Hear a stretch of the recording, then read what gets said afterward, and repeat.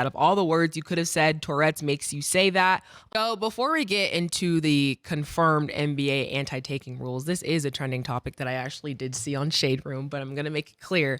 I don't get all my information from Shade Room, even if it's posted. But basically, recently, the BAFTAs had happened, and Michael B. Jordan and Delroy Lindo were on stage presenting an award to somebody, and there was an invited audience member who has Tourette's who ended up blurting out the N-word. And then he said, bitch, while they were on stage presenting the award. And then Michael B. and Delroy kind of just bypassed it and pretended it wasn't seen. But there was actually a comment also from Jamie Foxx when the clip was posted. He said, nah, he meant that shit. Out of all the words you could have said, Tourette's makes you say that. Jamie Foxx. Trending topic. And, the guy does have Tourette's and, was on a main stage. What do you think of that whole situation as a whole before we move on? So I think it's about, even with Tourette's, about what are you pulling out of your subconscious, right?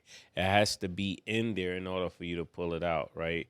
The only thing that comes out of a person under pressure is what's normally in them. So if it wasn't in there, it couldn't have come out. And this goes into like what you feeding your brain consciously, because that's what came out. So certain things to me take away from the actual achievement or what should be focused on.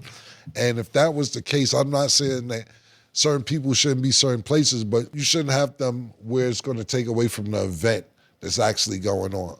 Or if it's going to be a distraction, let's figure out where they could be at where it won't distract somebody else or the presentation at hand.